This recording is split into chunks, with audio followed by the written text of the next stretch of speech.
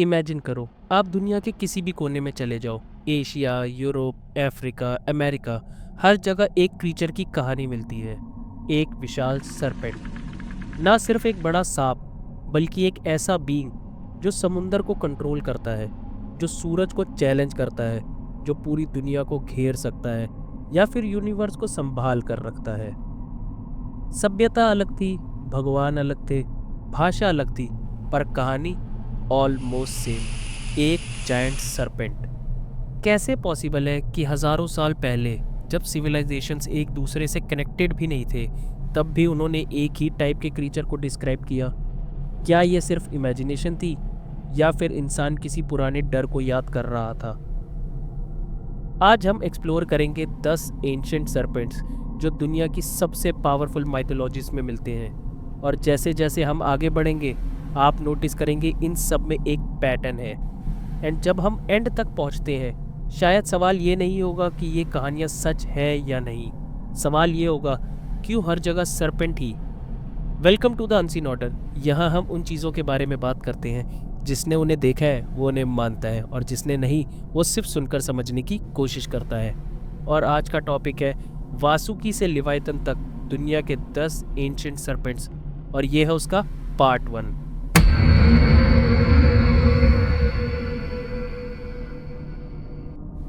और पहला है Nidhogg, the serpent beneath the world. North की ठंडी और अंधेरी दुनिया में वाइकिंग माइथोलॉजी के अंदर एक सरपेंट छुपा हुआ है। उसका नाम है निडहॉग। ओल्ड नॉर्स लैंग्वेज में निडहॉग या निडहॉगर का मतलब होता है वो जो नफरत से काटता है, मैलिस स्ट्राइकर। इसका जिक्र मिलता है पोएटिक एडा और पोर्स एडा में, जो 1200 एडी के आसपास आइसलैंड में लिखे गए। लेकिन कहानियाँ वाइकिंग एज यानी 800 से 1180 तक की है, और हो सकता है ओरल ट्रेडिशंस में उससे भी पुरानी हो। निडहॉग समुंदर का मॉन्स्टर नहीं था, वो आसमान में ओपनली वॉर नहीं करता था। वो रहता था यगड्रासिल के नीचे। यगड्रासिल एक कॉस्मिक वर्ल्ड ट्री, जिसकी ब्रांचेस पर पूरा नॉर्स यूनिवर्स टिका हुआ है, और उसकी जड़ों को निडहॉग रोज चबाता रहता है, चुपचाप, धीरे धीरे। ये सरपेंट इंस्टेंट डिस्ट्रक्शन का सिंबल नहीं था, ये स्लो डीके का सिंबल था। करप्शन, मोरल कोलैप्स, सिस्टम का अंदर से टूटना। कुछ वर्जन्स के हिसाब से वो निफ्लहीम में रहता था, जहाँ सिनर्स की सोल जाती है, और वो उनकी लाशों को खाता था, खासकर ओथ ब्रेकर्स और मर्डरर्स की। उसका एग्जैक्ट साइज कभी मेंशन नहीं किया गया, लेकिन क्योंकि वो कॉस्मिक ट्रीज की रूट को रैप कर सकता था, उसे एक जाइगेंटिक सरपेंट या ड्रैगन माना जाता है। और जब रैग्नारॉक, नॉर्स अपोकलिप्स आएगा, तब निडहॉग रूट से बाहर निकलेगा, फाइनल डिस्ट्रक्शन का हिस्सा बनेगा। क्या इसका कोई रियल प्रूफ है? डायरेक्ट आर्कोलॉजिकल एविडेंस नहीं, लेकिन एंशिएंट स्कैंडिनेविया में लोगों को बड़े फॉसिल्स, बोन्स मिलते थे। उन्होंने उन्हें ड्रैगन्स और सरपेंट से जोड़ दिया। निडहॉग शायद एक लिटरल क्रीचर ना हो, लेकिन एक आइडिया ज़रूर था। हर सिविलाइजेशंस के नीचे कोई ना कोई हिडन फोर्स होती है, जो धीरे धीरे फाउंडेशंस को कमज़ोर करती है। नॉर्स माइथोलॉजी में उस फोर्स का नाम था निडहॉग।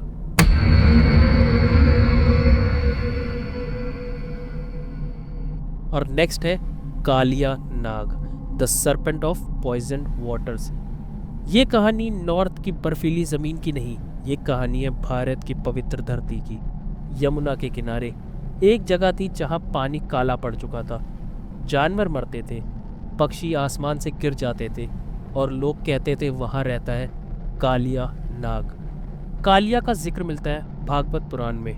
वो एक विषधारी सर्प था, जिसका जहर इतना प्रबल था कि उसने यमुना का पानी ही जहरीला कर दिया। कुछ कथाओं के मुताबिक कालिया पहले रामनका द्वीप में रहता था, लेकिन गरुड़ से बचने के लिए वो यमुना में आ बसा। उसके कई फन थे, कुछ वर्जन्स में 5, कुछ में 100 तक बताए गए। हर फन से जहर टपकता था। गांव वाले डरे हुए थे। तब एक छोटा सा बच्चा, सिर्फ 7 या 8 साल का, उस जहरीले पानी में कूद गया। वो थे कृष्णा। कालिया ने उसे लपेट लिया, अपने कॉइल्स में जकड़ लिया। सबको लगा सब खत्म, लेकिन फिर कृष्णा उसके फनों पर चढ़ गए और नाचने लगे। हर कदम के साथ कालिया कमज़ोर होता गया, उसका घमंड टूट गया। ये सिर्फ एक लड़ाई नहीं थी, ये अहंकार पर जीत थी, ये विष पर नियंत्रण था, ये प्रकृति को शुद्ध करने की कहानी थी। अंत में कृष्णा ने उसे मारा नहीं, उन्होंने उसे माफ किया और वापस समुंदर में भेज दिया। इस कहानी का archaeological proof, direct scientific evidence नहीं, लेकिन वृंदावन और यमुना के आसपास ये कहानी हजारों सालों से सुनाई जा रही है। कालिया सिर्फ एक सरपेंट नहीं था, वो था पॉल्यूशन, ईगो और अंधकार का प्रतीक, और कृष्णा वो थे बैलेंस के प्रतीक। जब भी जहर पानी में घुल जाता है, कोई ना कोई कृष्णा उठता है और उसे हराता है।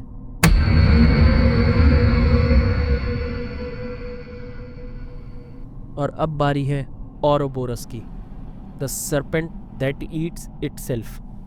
हर कहानी में एक विलन होता है, हर सर्पेंट किसी न किसी चीज़ को डिस्ट्रॉय करता है, लेकिन ये सर्पेंट खुद को ही खा रहा है। इसका नाम है औरोबोरस, एक सांप जो अपनी ही पूंछ को मुंह में दबाए हुए है। ना बिगनिंग ना एंड, बस एक सर्कल। सबसे पुरानी तस्वीर मिलती है प्राचीन इजिप्ट में, बाद में ये symbol Greek alchemy, gnostic text और मेडिवल मैन्युस्क्रिप्ट तक पहुंच गया। कुछ लोग कहते हैं ये यूनिवर्स का सिंबल है, कुछ कहते हैं लाइफ, डेथ, रीबर्थ का। दिन रात को खाता है, रात दिन को जन्म देती है।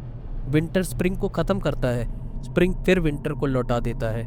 औरोबोरस का मतलब है टेल डिवॉरर। लेकिन ये डिस्ट्रक्शंस नहीं, साइकिल है। ये हमें याद दिलाता है कि हर एंडिंग एक बिगनिंग है, हर गिरना एक नया उठना है। एल्केमिस्ट के लिए ये ट्रांसफॉर्मेशन का सिंबल था। ओल्ड सेल्फ को डिस्ट्रॉय करो, तभी नया जन्म होगा। इस सर्पेंट की कोई कहानी नहीं जहाँ ये शहर बर्बाद करता हो, कोई लड़ाई नहीं, कोई जहर नहीं। फिर भी ये सबसे पावरफुल सर्पेंट्स में से एक है, क्योंकि ये बाहर के मॉन्स्टर्स के बारे में नहीं, अंदर के साइकिल के बारे में है। तुम गिरते हो, तुम टूटते हो, तुम खुद को ख़त्म करते हो और फिर तुम दोबारा जन्म लेते हो। औरोबोरस हमें बताता है टाइम लीनियर नहीं है, वो एक सर्कल है और हम सब उस सर्कल के अंदर जी रहे हैं। और इससे हम अपने नेक्स्ट सर्पेंट की तरफ बढ़ते हैं।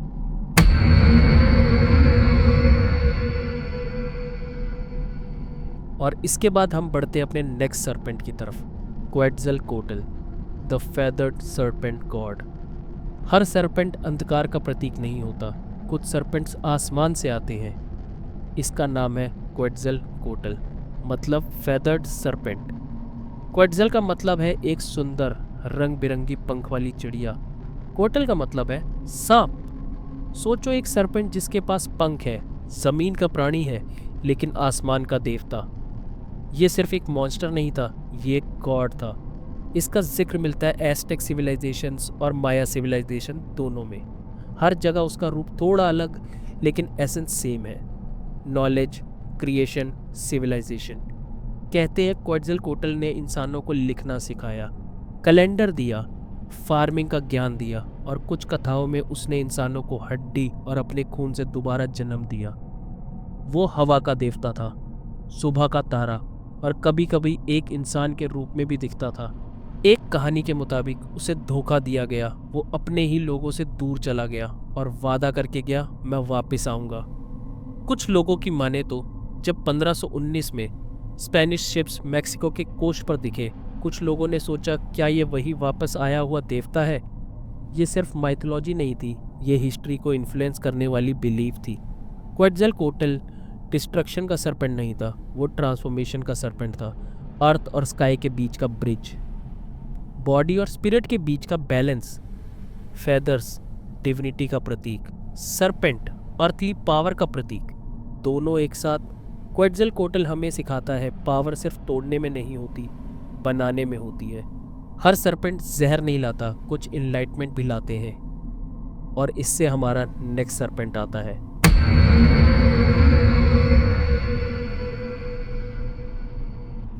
एपेप, द डिवॉरर ऑफ द सन। हर सुबह सूरज उगता है, लेकिन क्या तुमने कभी सोचा है कि शायद वो हर रात किसी से बचकर आता हो? इसका नाम है एपेप, और कुछ टेक्स्ट में से एपोफिस कहा गया है। ये प्राचीन इजिप्शियंस माइथोलॉजी का सबसे भयंकर सर्पेंट था। ओरिजिन लगभग 2000 बीसी के आसपास के पिरामिड टेक्स्ट और कॉफिन टेक्स्ट में इसका जिक्र मिलता है। एपेप कोई देवता नहीं था, वो केओस का रूप था। कहते हैं जब सूर्य देवता यानी रा अपनी सोलर बोट में बैठकर रात को अंडरवर्ल्ड से गुजरते थे, तब एपेप अंधकार में छुपा होता था। हर रात वो कोशिश करता था रा की नाव को निगलने की, सूरज को खा जाने की, प्योर कॉस्मोस के अंदर अंधकार को ढकेलने की। इजिप्शियन टेक्स्ट में लिखा है एपेप इतना बड़ा था कि उसकी लंबाई कई मीटर्स तक बताई गई, या कई किलोमीटर्स तक। कुछ जगह उसे एक महान ड्रैगन जैसे सरपेंट के रूप में दिखाया गया। जब कभी सोलर एक्लिप्स होता, लोग मानते थे एपेप जीत रहा है। मंदिरों में प्रीस्ट रात को रिचुअल्स करते थे, एपेप की तस्वीर बनाकर उसे जला देते थे, उस पर पैर रखकर कर्स बोलते थे, क्योंकि अगर रा हार जाता तो सुबह कभी नहीं आती।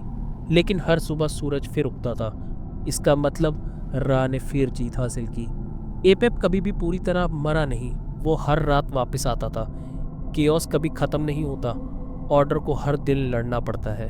और प्रूफ, इस क्रीचर का कोई फिजिकल एविडेंस नहीं मिला। ये माइथोलॉजिकल सिंबल है, डार्कनेस, फियर, अनसर्टेनिटी का। लेकिन एक चीज़ सच है, आज भी जब जिंदगी में अंधेरा छा जाता है, जब सब कुछ टूटता हुआ लगता है, तो शायद कहीं ना कहीं एपेप फिर से सूरज को निगलने की कोशिश कर रहा होता है, और तुम्हें अपनी लाइफ का राह बनकर उससे लड़ना पड़ता है।